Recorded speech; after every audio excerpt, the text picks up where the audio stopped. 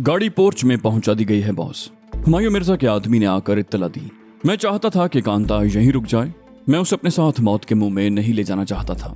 मैं ये भी जानता था कि वो किसी कीमत पर नहीं रुकेगी, मगर मैंने ये सोचकर कांता से बात करने का फैसला कर लिया कि शायद वो मान ही जाए।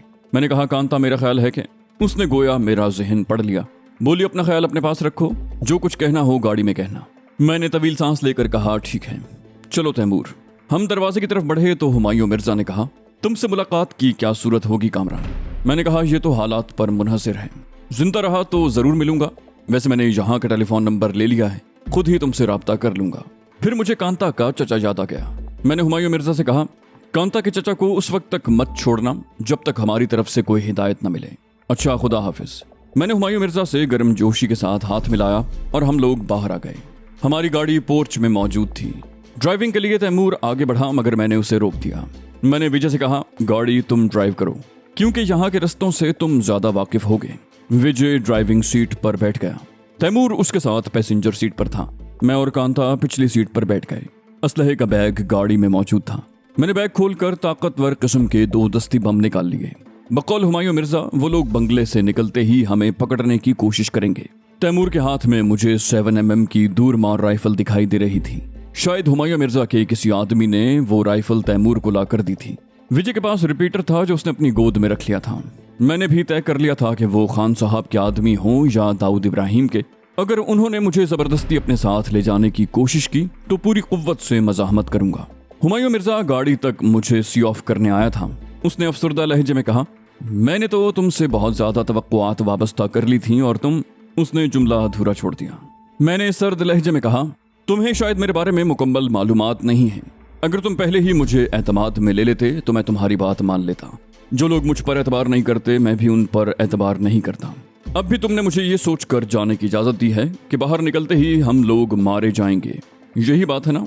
हुमायूं मिर्जा गड़बड़ा कर रह गया और जल्दी से बोला, ऐसी बात नहीं है। मैं मेरा लहजा तल्ख हो गया।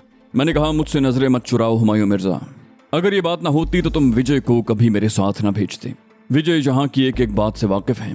तुमने इसे मेरे साथ जाने की इजाजत कैसे दे दी? हुमायूं मिर्जा जल्दी से बोला, यही मेरी सच्चाई का सबूत है कि मैं तुम पर एतमाद करता हूँ। मैंने कहा, तुम कुछ भी कहो, मगर तुम्हारे इस पूरे सेटअप में एक मिस्ट्री है। तुम वो नहीं हो जो बज़ाहिर नजर आते हो। मुझे तुमने अपना साथी समझा होता तो सब कुछ साफ साफ बता दिया होता। फिर मैं विजय से मुखातिब हुआ, चलो विजय। उसने गाड़ी स्टार्ट की तो चौकीदार ने फौरन गेट खोल दिया। विजय ने गाड़ी गेट की तरफ बढ़ाई तो मैंने कहा, तुम्हारा क्या ख्याल है विजय, हमलावर किस समत में होंगे? उसने कहा, अगर वो वाकई मौजूद हुए तो फिर लेफ्ट साइड पर होंगे, क्योंकि राइट साइड पर छुपने की कोई जगह नहीं है। लेफ्ट साइड पर हमारे बंगले के बराबर वाला प्लॉट खाली है और उसमें ऊंची ऊंची झाड़ियां उगी हुई हैं। उस प्लॉट के बिल्कुल सामने एक अधूरा बना हुआ मकान है जो मुद्दतों से इसी तरह पड़ा है। शायद मालिक मुल्क से बाहर है या फिर उसके पास इतना वक्त ही नहीं है कि वो मकान तामीर करवाए। मैंने कहा, तो फिर राइट साइड से निकल चलो। विजय ने बाहर निकलते ही गाड़ी की रफ्तार बढ़ा दी और बोला, मुमकिन है उस तरफ भी वो लोग मौजूद हों। जहां से 1 किलोमीटर के फासले पर वो आसिफ ज़दा मकान है जो गुज़श्ता 5 बरस से खाली पड़ा है। मैंने एहतियात के तौर पर दस्ती बम हाथ में पकड़ लिया था। दूसरे हाथ में रिवॉल्वर था। एक रिवॉल्वर कांता के हाथ में भी था। वो अजीबोगरीब लड़की थी। इस सूरत हाल में भी जर्रा बराबर खौफजदा नहीं थी। यूं बैठी हुई थी जैसे हम पिकनिक पर जा रहे हों। तैमूर चीते की तरह चौकन्ने अंदाज में आसपास का जायजा ले रहा था। फिर मुझे एहसास हुआ कि हम कई किलोमीटर दूर निकल आए हैं और अब तक कहीं से भी एक गोली नहीं चली। अभी मैं ये सोच ही रहा था कि पीछे से गोलियों की तड़तड़ाहट गूंजी। 2-3 गोलियां उचटती हुई गाड़ी की डिग्गी में लगी। मेरे कहे बगैर विजय ने एकदम स्पीड बढ़ा दी। मैंने घूम कर देखा, फायरिंग पीछे से आने वाली सुर्ख रंग की एक कैरी से हो रही थी। मैंने तैमूर से राइफल लेकर उसके बट से गाड़ी का पिछला शीशा तोड़ दिया। फिर मैंने नाल बाहर निकाली और विजय से कहा, गाड़ी की स्पीड कम करो। मैं पीछे से आने वाली गाड़ी के ड्राइवर का निशाना लेना चाहता था। गाड़ी की रफ्तार जूं ही कम हुई, कैरी हमारे कुछ और नजदीक आ गई। मैंने जूं ही ड्राइवर का निशाना लिया, ट्रिगर दबा दिया। दूसरे ही लम्हे ड्राइवर को पीछे की तरफ उलटते देखा। उसके साथ ही कैरी बेकाबू होकर बाईं तरफ के एक बंगले की दीवार से टकरा गई। मैंने चीख कर कहा, स्पीड बढ़ाओ। विजय ने एकदम स्पीड बढ़ा दी। गाड़ी हवा से बातें करने लगी। कांता इस दौरान में सीट पर बिखरे हुए शीशे के टुकड़े साफ कर चुकी थी। कुछ दूर आने के बाद विजय ने मुझसे कहा, लगता है गोपाल ने आपसे ब्लफ किया था कि बंगले के आसपास उसके आदमी मौजूद हैं। बाहर सिर्फ 1 या 2 गाड़ियां होंगी। फिर वो चौंक कर बोला, क्या वो लोग आपको पहचानते हैं? मैंने कहा, खान साहब के बेशतर आदमी मुझे पहचानते हैं। दाऊद इब्राहिम से कभी मेरा सामना नहीं हुआ। मुमकिन है उसके आदमी भी मुझे पहचानते हों। पुलिस और अंडरग्राउंड में बहुत लोग मुझे पहचानते हैं। फिर मैंने चौंक कर कहा, मगर ये तो बताओ कि गोपाल किसका आदमी है। विजय ने कहा, उस कमबख्त ने तो आज तक ये भनक भी नहीं पड़ने दी कि उसका ताल्लुक किस गैंग से है। अगर मुझे शुबा भी हो जाता कि वो किसी गैंग का आदमी है तो बहुत पहले मेरे हाथों मारा जाता। मैंने तंजिया लहजे में कहा, हैरत की बात है, वो तुम्हारी नजरों से तो बच गया, मगर वहां और दूसरे लोग भी तो थे, कोई उसकी असलियत से वाकिफ नहीं था। तैमूर ने पहली दफा जबान खोली। बोला, इसकी एक ही वजह हो सकती है। मेरा ख्याल है कि गोपाल बहुत छोटे दर्जे का आदमी था। छोटे लोगों को कब कोई पहचानता है। तैमूर की बात दुरुस्त हो सकती थी, मगर ये सवाल भी मौजूद था कि गोपाल किसका आदमी था। मेरा अंदाजा, बल्कि अंदाजा क्या, यकीन था कि वो दाऊद इब्राहिम का आदमी है। खान साहब के आदमी अव्वल तो बराह रास्त बंगले में घुसने की कोशिश न करते, फिर वो मेरी गाड़ी पर अंधाधुंध फायरिंग नहीं कर सकते थे। खान साहब या उनका कोई आदमी पहले हुमायूं मिर्जा से राब्ता करता, उसके इनकार पर वो लोग कोई कार्रवाई करते और मुझे बंगले से निकाल ले जाते। ये हरकत दाऊद इब्राहिम की ही हो सकती थी। मैंने कहा, मुझे यकीन है कि हम पर दाऊद इब्राहिम के आदमियों ने हमला किया है। विजय ने कहा, अगर आपको यकीन है तो फिर दाऊद इब्राहिम के आदमी एक ही दफा में मायूस नहीं हो जाएंगे, वो हम पर दोबारा हमला करेंगे। मैंने कहा, मुझे 100% यकीन है खान साहब का कोई आदमी मुझ पर अंधाधुंध फायरिंग नहीं कर सकता। वो लोग फौरी तौर पर दोबारा शायद ही हमला करें। मेरा ख्याल है कि उस वक्त उनके पास वही एक गाड़ी थी। फिर मैंने सर झटक कर कहा, वो लोग दोबारा हमला करें भी तो क्या प्रॉब्लम है। विजय हंसकर बोला, नो प्रॉब्लम सर। कांता बहुत देर से मुझे टिकटिकी बांधे देख रही थी। मैंने उसकी तरफ देखा तो वो मुस्कुराने लगी। मैंने हंसकर पूछा, क्या बात है कांता, तुम हंस क्यों रही हो। वो बच्चों की तरह बोली, बस मेरा दिल चाह रहा है हंसने को। क्या हंसने पर भी पाबंदी है। तैमूर मुस्कुराकर बोला, मेरे एक मामू थे रिश्ते के, वो भी बैठे बैठे हंसने लगते थे। मुमानी पूछती कि कह कहे क्यों लगा रहे हो, तो वो भी यही जवाब देते। आखिर ये हुआ कि उनका इंतकाल पागल खाने में हुआ। कांता जल्दी से बोली, मुमानी का। तैमूर ने हंसकर कहा, मुमानी का नहीं, मामू का। कांता ने उसकी पीठ पर जोरदार थप लगाई। बोली, तुमने मुझे पागल कहा। तैमूर ने संजीदगी से कहा, मेरी क्या मजाल कि मैं तुम्हें पागल कहूं। वैसे ये अलामात खतरनाक हैं। हम इस वक्त जिंदगी और मौत के दरमियान मौल्लक हैं और तुम परेशान होने की बजाय हंस रही हो। कांता भी संजीदा हो गई। बोली, परेशान होने से क्या खतरा टल जाएगा, फिर कामरान मेरे साथ है तो परेशानी कैसी। तैमूर ने तवील सांस लेकर कहा, अल्लाह कामरान पर रहम करे, ये लड़की इसे ले डूबेगी। फिर वो जल्दी से बोला, अब इसी बात पर कहीं धींगा मुश्ती शुरू मत कर देना। अचानक पीछे से एक स्याह मर्सिडीज हॉर्न बजाती हुई नमूदार हुई और तेजी से हमारी तरफ बढ़ी। मैंने घूमकर देखा तो बुरी तरह चौंक उठा। मर्सिडीज में सवार अफराद के चेहरे तो मुझे दिखाई नहीं दे रहे थे, मगर राइफलों की झलक नजर आ गई थी। मैंने विजय से कहा, गाड़ी साइड में लेकर इस मर्सिडीज को रास्ता दो। जब वो हमें ओवरटेक करने लगे तो एकदम ब्रेक लगा देना। विजय के साथ साथ तैमूर ने भी चौंक कर मुझे देखा। मुझे राइफल लोड करते देखकर वो दोनों भी अपने हथियार संभालने लगे। मर्सिडीज हॉर्न बजाती हुई ऐन हमारी गाड़ी की पुष्ट पर पहुंच गई।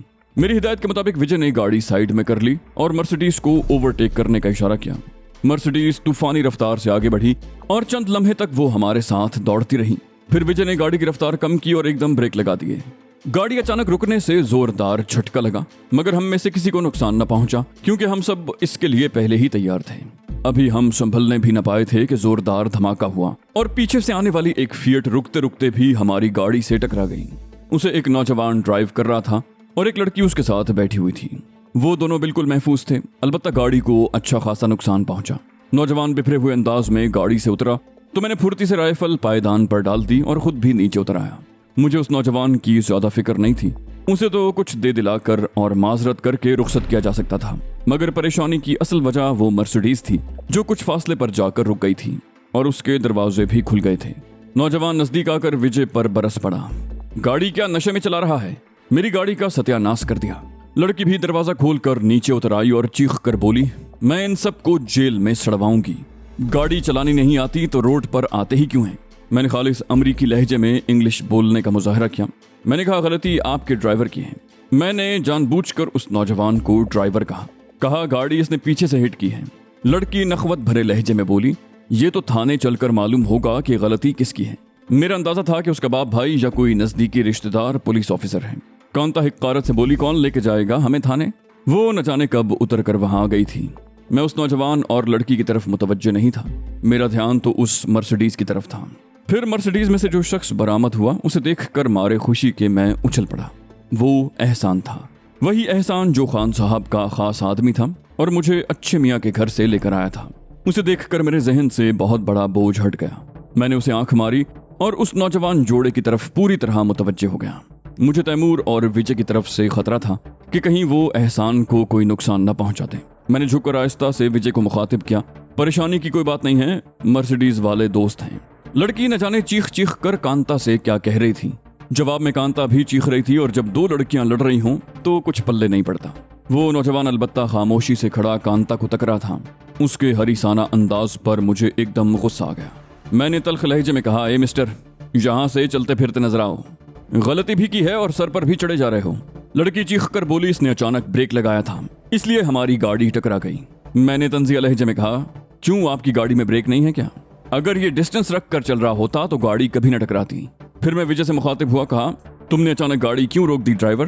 तैमूर बोला, गाड़ी के सामने बिल्ली का छोटा सा बच्चा आ गया था सर। अगर ड्राइवर ब्रेक न लगाता तो बिल्ली का बच्चा कुचला जाता। वो लड़की चीख कर बोली, बिल्ली के उस बच्चे के लिए तुमने मेरी गाड़ी तबाह कर दी। मैं तुम लोगों को थाने ले जाए बगैर छोड़ूंगी नहीं। मैंने देखा वहां अब अच्छा खासा मजमा लग चुका था। अगर कांता वहां मौजूद न होती तो शायद लोग अब तक हमारी पिटाई शुरू कर चुके होते। अचानक एहसान बावकार अंदाज में मजमे को चीरता हुआ आगे बढ़ा और डपट कर मुझसे बोला, मिस्टर, क्या मामला है? मैंने झट से कहा, आप ही फैसला करें ऑफिसर कि गलती किसकी है। मेरे ड्राइवर ने इमरजेंसी में ब्रेक लगाए, इन मैडम के ड्राइवर ने हमें पीछे से टक्कर मार दी। अब ये उल्टा हम पर नाराज हो रहे हैं। इस दौरान में विजय और तैमूर भी गाड़ी से उतर चुके थे। एहसान ने खालिस पुलिस वालों के अंदाज में कहा, आपका ड्राइवर कहाँ है? मैंने विजय की तरफ इशारा किया। एहसान ने अक्खड़ लहजे में कहा, अपना ड्राइविंग लाइसेंस दिखाओ। फिर वो लड़की से मुखातिब हुआ, आप भी ड्राइविंग लाइसेंस दिखाएं। विजय ने बैक पॉकेट से ड्राइविंग लाइसेंस निकाला और एहसान की तरफ बढ़ा दिया। उसने लाइसेंस लेकर लड़की की तरफ हाथ बढ़ाया।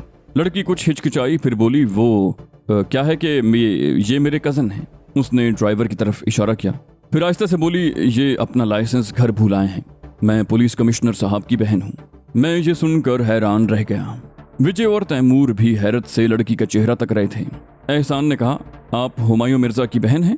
लड़की बोली, जी हाँ। उसका एतमाद दोबारा बहाल हो गया। एहसान ने सर्द लहजे में कहा, मगर थाने तो आपको चलना ही होगा। लड़की भिन्ना कर बोली, व्हाट, तुम मुझे थाने ले जाओगे? यानी पुलिस कमिश्नर की बहन को? मैंने तंजिया लहजे में कहा, क्यों, पुलिस कमिश्नर पर कानून लागू नहीं होता? एहसान ने कहा, आप इनकी गाड़ी में बैठ जाएं, मैं आपके कजन के साथ बैठ जाता हूँ। लड़की बोली, तुम क्या वाकई हमें थाने ले जा रहे हो ऑफिसर? एहसान ने एक लफ्ज पर जोर देकर कहा, जी हाँ, मैं आपको थाने ले जा रहा हूँ। फिर वो मजमे से मुखातिब हुआ, बोला, आप में से जो गवाही देना चाहे वो अपना नाम पता लिखवा दे। ये सुनते ही मजमा आहिस्ता आहिस्ता छटने लगा। जरा सी देर में मजमा साफ हो गया। लड़की ने गुस्से से पूछा, तुम्हारा नाम क्या है इंस्पेक्टर? लगता है तुम नौकरी से बेजार हो गए हो जो मुझे थाने ले जा रहे हो। एहसान हलक के बल थाड़ा, शट अप, मुझे चक्कर देने की कोशिश कर रही हो? मैं अच्छी तरह जानता हूँ कि हुमायूं मिर्जा की कोई बहन नहीं है। लड़की फौरन बोली, मैंने कब कहा है कि मैं उनकी सगी बहन हूँ? एहसान सर्द लहजे में बोला, अच्छा टाइम वेस्ट मत करो, गाड़ी में बैठो। लड़की ने भवें उचकाकर कहा, और अगर मैं इनकार कर दूं तो? एहसान ने गैर महसूस तरीके से मुझे इशारा किया। मैंने लहजे को खौफनाक बनाकर कहा, तुम इनकार कर ही नहीं सकती। ये कहकर मैंने रिवॉल्वर निकाल लिया। उसकी एक झलक लड़की को दिखाई, फिर उसी लहजे में कहा, चलो बैठो गाड़ी में। एहसान इस दौरान में ड्राइवर के नजदीक पहुंच चुका था। फिर उसने न जाने क्या कहा कि ड्राइवर जल्दी से गाड़ी में बैठ गया और उसके साथ एहसान भी बैठ गया। मेरी समझ में नहीं आ रहा था कि एहसान ये सब कुछ क्यों कर रहा है। उसने दखल अंदाजी की ही थी तो हमसे कुछ पैसे दिलाकर उन्हें रुखसत कर देता। वो तो सचमुच का ऑफिसर बन गया था और उन लोगों को थाने ले जा रहा था। मैंने इशारे से एक मर्तबा कहा भी कि इन्हें छोड़ दे, मगर वो न माना। अपने कजन को गाड़ी में बैठते देखकर लड़की भी एतमाद खो चुकी थी। वो खोखले लहजे में बोली, ठीक है फिर ले चलो, मगर अपनी इस हरकत पर तुम लोगों को पछताना पड़ेगा। ये कहकर उसने झटके से गाड़ी का दरवाजा खोला और पिछली नशिस्त पर बैठकर धड़ाम से बंद कर लिया। दूसरी तरफ से कांता भी झपट कर गाड़ी में बैठ गई क्योंकि उसके पायदान पर लोडेड राइफल पड़ी हुई थी। कांता ने झट से राइफल उठा ली। मैंने देखा राइफल पर नजर पड़ते ही लड़की की आंखें हैरत से फैल गईं। उसने कुछ कहना चाहा मगर कांता ने उसे झिड़क दिया, खामोश बैठो वरना मैं जरा भी रियायत नहीं करूंगी। लड़की एकदम सहम कर रह गई। पुलिस वाले इतनी शानदार गाड़ी रखने का तसव्वुर कर सकते हैं, न वो यूं चोरी छुपे असलहा लेकर फिरते हैं। विजय और तैमूर गाड़ी में बैठ गए तो एहसान ने हमें अपने पीछे आने का इशारा किया और लड़की वाली गाड़ी आगे बढ़ा दी। मैंने दूसरी तरफ का दरवाजा खोला और लड़की को धकेल कर खुद भी बैठ गया। कांता ने मुझे घूर कर देखा मगर मुंह से कुछ न बोली। मैंने सुकून का सांस लिया, वरना मुमकिन था कांता लड़की के सामने ही शुरू हो जाती। बैठते ही विजय ने झटके से गाड़ी आगे बढ़ा दी। सबसे आगे वो मर्सिडीज थी जिसमें एहसान के साथी थे। उसके पीछे लड़की की गाड़ी थी। फिर हमारी गाड़ी समेत तीनों गाड़ियां बरक रफ्तारी से दौड़ रही थीं। मैंने लड़की की तरफ देखा। वो अब हवास बाख्ता दिखाई दे रही थी, बार बार खिड़की से बाहर देख रही थी। मैंने तंजिया लहजे में कहा, आपका शुभ नाम पूछ सकता हूँ देवी जी? लड़की ने इस तरह भी कैफियत में होंठ चबाते हुए पूछा, तुम मुझे कहाँ ले जा रहे हो? मैंने दुरुस्त लहजे में कहा, मैंने तुम्हारा नाम पूछा है। लड़की बोली, मेरा नाम कामनी है। मैंने फिर तंज किया, कहा, और तुम हुमायूं मिर्जा की बहन हो? क्या हुमायूं मिर्जा हाल ही में मुसलमान हुआ है या तुमने हिंदू धर्म इख्तियार कर लिया? वो बोली, मैंने बताया तो था कि मैं उनकी सगी बहन नहीं हूँ। राखी बांध कर उन्हें भाई बनाया है। जब उन्हें मालूम होगा कि तुम लोगों ने मेरे साथ ये सलूक किया है तो इस मुल्क की जमीन तुम पर तंग हो जाएगी। कामनी ने कहा, मगर उसका लहजा खोखला था। मैंने कहा, तुम झूठ पर झूठ बोल रही हो, मगर तुम्हें शायद अंदाजा नहीं है कि हुमायूं मिर्जा से हमारे ताल्लुकात कैसे हैं। इसी दौरान में तीनों गाड़ियां आगे पीछे दौड़ती हुई इलाहाबाद के निवाही इलाके में पहुंच चुकी थी। कामनी की नजरें मुसलसल बाहर की तरफ जमी हुई थीं। वो वहशतज़दा होकर बोली, ये तुम लोग मुझे कहाँ ले जा रहे हो? मुझे थाने ले चलो। मैंने हंसकर कहा, हम तुम्हें अपने जाती थाने में ले जाएंगे। अचानक आगे जाने वाली गाड़ियों की रफ्तार सुस्त होने लगी। एहसान खिड़की से हाथ बाहर निकालकर हमें रुकने का इशारा कर रहा था। फिर तीनों गाड़ियां रुक गईं। एहसान ने इशारे से तैमूर को बुलाकर कुछ कहा। तैमूर फौरन ही वापस आ गया और गाड़ी में बैठते हुए पश्तो में मुझसे मुखातिब हुआ। बोला, लड़की की आंखों पर पट्टी बांधो। तीनों गाड़ियां एक मर्तबा फिर रवाना हो गईं। मैंने इधर उधर नजरें दौड़ाईं। मुझे कोई ऐसा कपड़ा दिखाई न दिया जिससे कामनी की आंखों पर पट्टी बांधी जाती। फिर मुझे कांता के स्कार्फ का ख्याल आया। मैंने उसे कहा कि जरा अपना स्कार्फ देना। उसने कुछ न समझने वाले अंदाज में मुझे देखा। मैंने कहा, अरे बाबा, बाद में घूरना, पहले मुझे स्कार्फ दे दो। जरा आंख मचोली खेलने को दिल चाह रहा है। पहले तो वो यही समझी कि मैं मजाक कर रहा हूँ, मगर मुझे संजीदा देखकर उसने स्कार्फ उतार कर मेरी तरफ बढ़ा दिया। मैंने बगैर कुछ कहे स्कार्फ फुर्ती से कामनी की आंखों पर बांध दिया। कामनी तड़प कर बोली, ये क्या कर रहे हो? मैंने सर्द लहजे में कहा, खामोशी से बैठी रहो। कामिनी फुर्ती से बोली, तुम लोग आखिर हो कौन? कांता ने सन्नाटेदार एक थप्पड़ उसके मुंह पर जड़ दिया। फिर दांत पीस कर बोली, तुमने सुना नहीं कि तुमसे क्या कहा गया है? कामिनी ने सख्ती से होंठ भींच लिए। तीनों गाड़ियां लंबा चक्कर काट कर दोबारा शहर की तरफ मुड़ गईं। फिर तकरीबन 2 घंटे के बाद एहसान की मर्सिडीज एक वसीअ अरीज कोठी के गेट पर रुक गई।